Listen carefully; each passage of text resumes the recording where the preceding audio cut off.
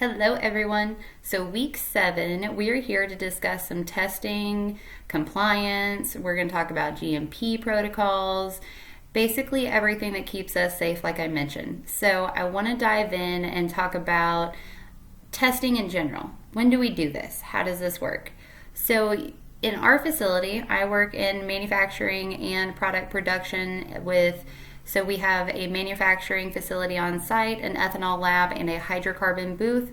And then we have a packaging department also, which is where everything gets labeled, stickered, put in their boxes for presentation before they're released to a dispensary. So when we're discussing testing, you will have 2 different types of testing at minimum. After this product is created and manufactured in the lab, you're going to send a volunteer test to the whichever facility that you have a relationship with.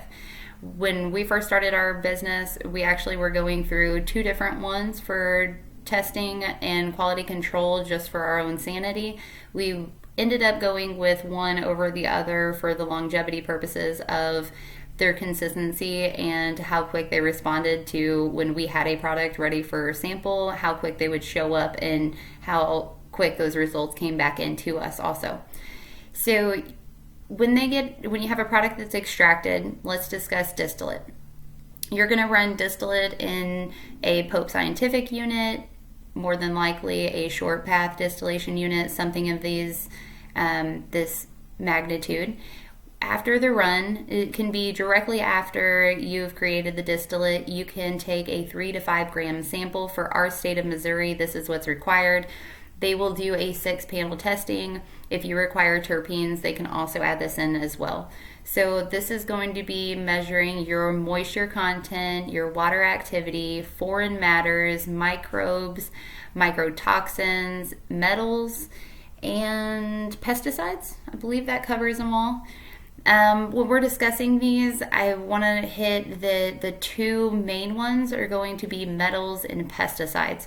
When we're discussing distillate for sure, and then when we're discussing testing for a hydrocarbon booth, concentrates, things like that, if we're discussing, whether or not you're making concentrated oil and you're melting it down for vape cards, or you're selling it as an actual rosin as concentrate form, for the dispensary, this is going to be tested about 4 to 5 days after your extraction. So it depends on which procedure you're going with for that extraction and what day you're actually going to pull that first sample.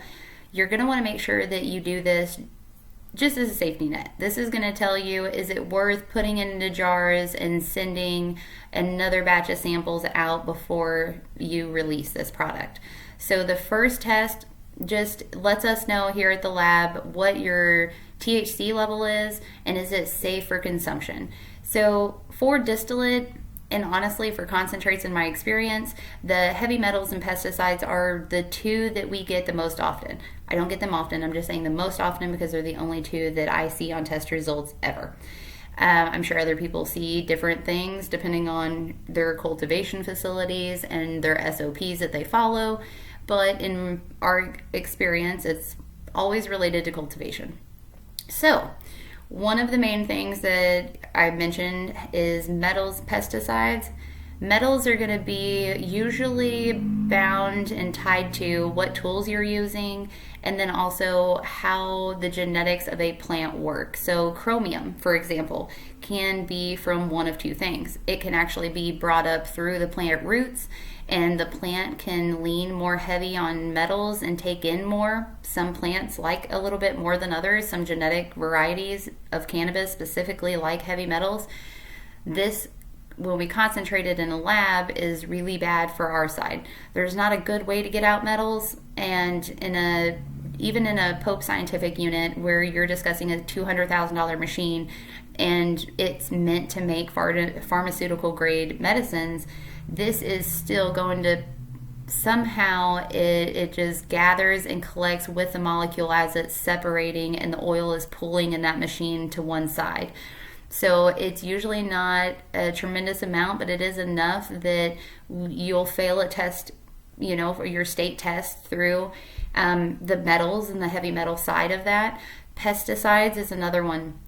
Pesticides can be, and most of the time are, a liquid, and we're considering vapor temperatures and vacuum pressures. Everything, for the most part, in a plant that's in liquid form will have a boiling point and a vapor point, which means we're going to collect it somewhere. This will also pool with the distillate and then will contaminate your product. So in our experience, there's 2 that you'll see pop in the list of about 20 that the state will test for. Each state does test for different ones, and your state will allow certain cultivation facilities to use recommended pesticide sprays or applications.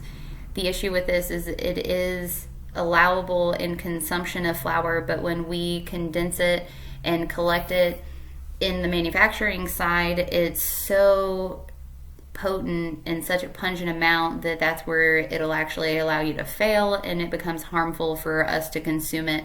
You definitely don't want heavy metals in the lung. You don't want anything that is there to kill pests. If it's there to kill living organisms of any kind, it's going to be bad for our soft tissue in our lungs and other things. So just to kind of give you an idea, always trust that. Always know the only way that you're going to have a safe product is if it's guaranteed safety tested. So black market, as much as I love that I have some experience with, handling cannabis prior to going legal, looking back now, I couldn't tell you how uncomfortable it makes me to know that, we grew outside. I know of quite a few old school cultivation growers that used Miracle-Gro to grow their cannabis for a long time. Grew them out in an area where, there's all kinds of old rusty vehicles, and they would just hide them because it was a good location. This is bad. Your plants like to take up metals, which means that bud was going to contain metal. And if you nowadays, or then even if you had a press and you were squishing it and making concentrates, you're almost guaranteed that was in that product, depending on the environment it was grown in. So keep in mind, everything relates. Okay. So after you do your extraction, if it's distillate, you can take that sample same day. If it's the hydrocarbon and concentrates from a different method, it's usually 3 to 5 days afterwards that you'll do that first sample. Everything goes good on that first round of testing. We're going to go ahead and we store that product. We get ready to package it. We make sure that we have our labels and our stickers created so that the packaging team is ready to rock. They will get their scales tare weighted. They will go ahead and start loading up every jar with 1 gram, or their vape carts with 0.5 grams to 1 gram, depending on which product that you're putting out there on the line. After this product is all taken care of and you have every product, grammed out, packaged up, all the stickers are on them, the testing facility is then going to come in and they are going to take a percentage of those randomly. So this isn't something that your general manager picks out. This isn't something that somebody in the packaging department picks out. This is their testing facility and their workers coming into your vault location where you have all of your store stock.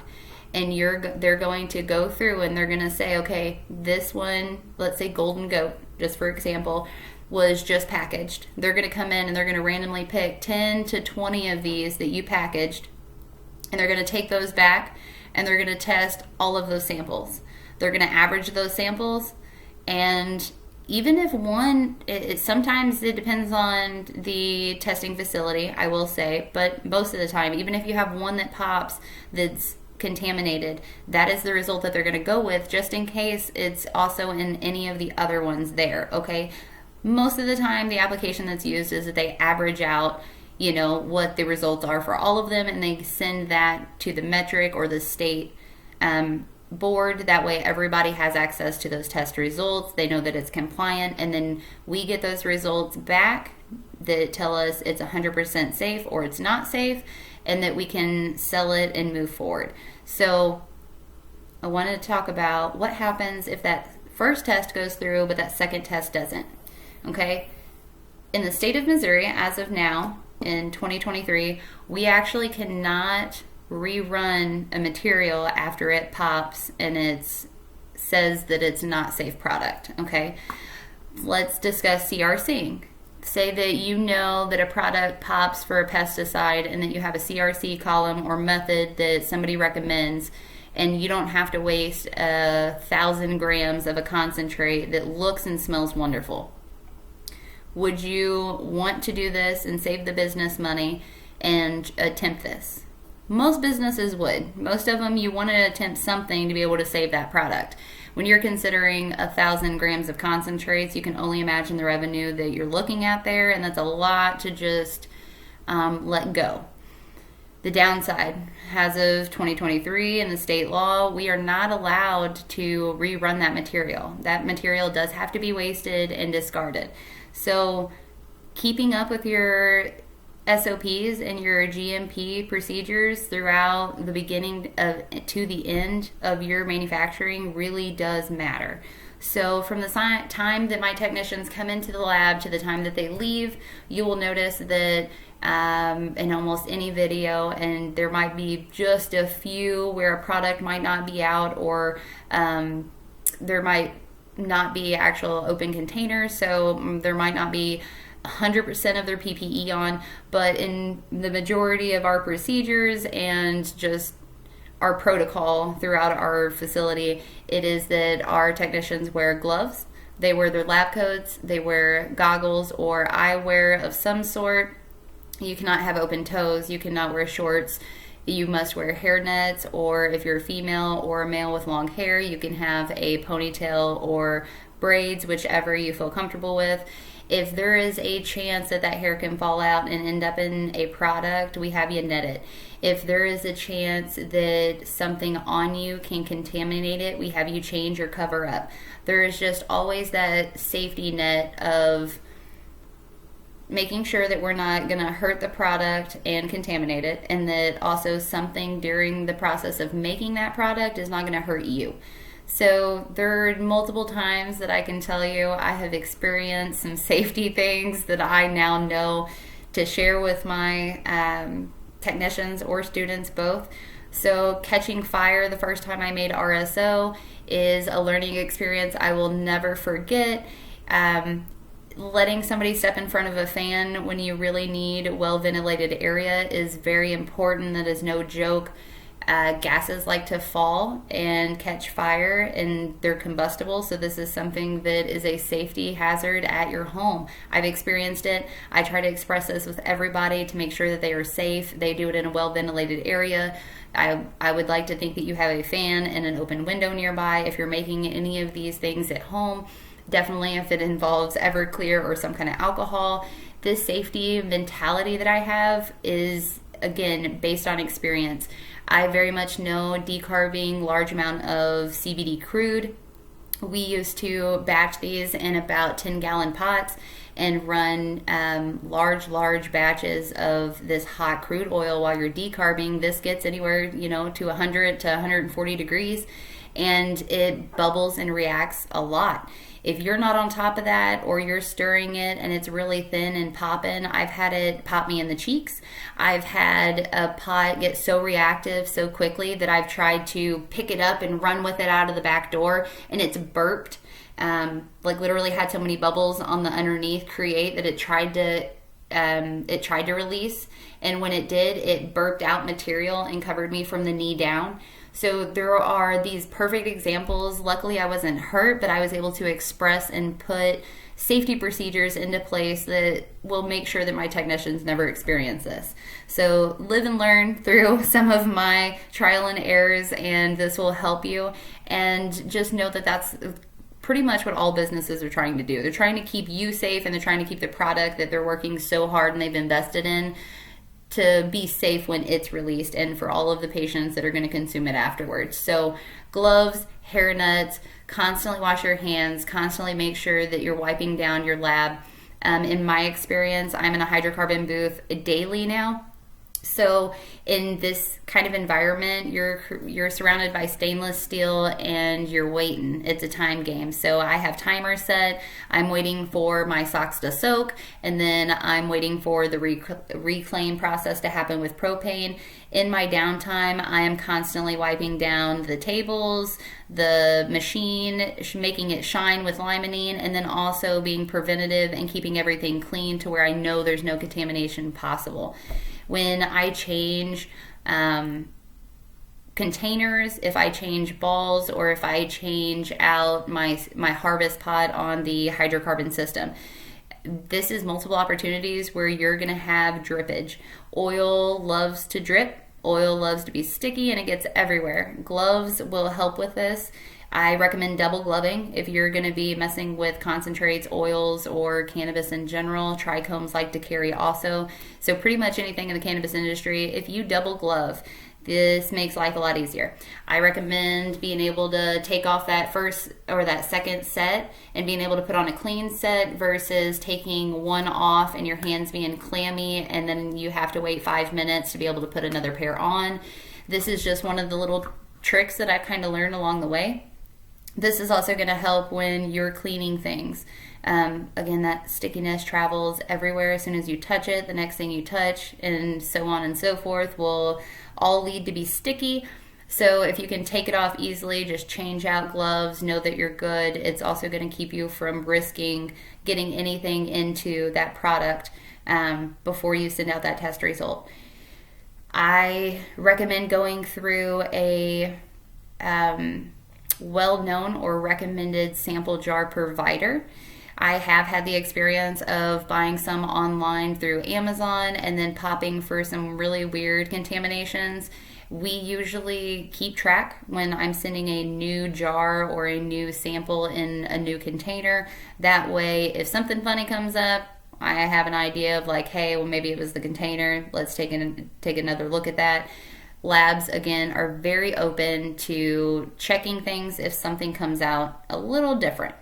In my experience, I have had a lab have to let me know that they've had a on their test results. They might have a machine that gets contaminated along the way. Sometimes, when you clean a machine, that oil is so thick, if it cools off enough that it'll stay in there. Same thing is happening for the testing facilities. This oil is going to get stuck in their lines and their hoses. So if you see something weird, if you have a question about a test result that comes through, let them know, hey, is this normal? Ask them questions. They're usually going to be the ones that are a little more knowledgeable on how it can end up there, how often they see it, and so on and so forth. One thing I did want to mention that you probably won't read a lot about is going to be Delta 10. Kind of a weird situation, but we are seeing it a little more and more throughout the industry. You'll see Delta 8 and you'll see THCO. You see a couple other things that are now coming out that are more of like the synthetic compounds from cannabis.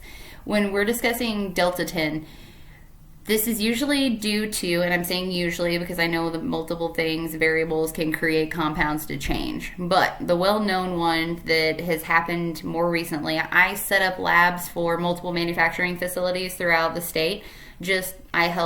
I know where to place machines, how these run, so I will help certain owners set these up, okay?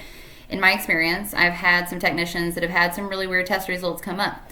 D10 just particularly is one that will happen when a cultivation facility runs their flower through an irradiation line. So an ozone line, this will also be a phrase that you'll see this under. This is where the cultivation facility might think that they have a bacteria or a mold that is starting to be seen on the flower, or they know 100% is on the flower. They're going to run this flower underneath a bright light of some sort, usually a certain style. There's a few out there right now. And it's going to be basically sanitizing the flower as much as it can as it goes through to make it where they didn't waste out on that crop. When we get that in manufacturing, we're constantly putting it under heat and chemical exposure. In an ethanol lab, you're instantly introducing it to another chemical, which has a list of things that automatically does. One thing that heat and temperature or vacuum pressure and all of that does is change compounds. So if you go back into your basic chemistry classes, try to remember that heat is one of the things that definitely changes cannabis. And if you, now that we're kind of going through halfway about or a little over this semester, you've got to understand that warmer definitely helps cannabis. So we're constantly trying to make it easier to handle. And once this is ran through that light, and then sent to us for manufacturing, and we put more heat underneath it, this is where that compound change happens. So instead of it being the D9, it changes over to D10. Depending on your compliance department and the business and how risky you want to play it, you can put this out there. I don't recommend it. In my facility, we actually don't put this out there. We don't put anything that says synthetically or is labeled as a synthetic cannabis compound. I do not manufacture Delta 8 or Delta 10 in-house. We try to really focus on THC, CBD, CBG. That's the three main compounds, and then how we mix it and the products we create from those, adding those in and infusing those into products. That's our main focus. And it works for us. Everybody's a little different. Some people might be doing great at that. I just want to let you know that is a compound that you'll see that it will come up on testing now. It's not one that you see often, and you're not going to find a lot of information out there on that. But I at least wanted to give you a heads up. If you see a brief mention of it, that is something that is starting to become a more common thing. So we discussed, what some safety things that we can do. SOPs, this is the the standard operating procedures are really going to be just that routine list of what that company wants you to do from beginning to end, regardless of what technician is in there, so that their product comes out the same every time and as close as possible and always being as safe as possible. So keep that in mind. GMP protocols are going to be real close to the same thing. It's going to be about making sure that we're keeping that product as safe as possible for anybody that consumes it after it leaves your facility. But if you have any questions at all, reach out to me. I want to make sure that I'm here for you and that this is an open house. And I'll talk to you soon. We're almost through, so keep your chins up and stay motivated.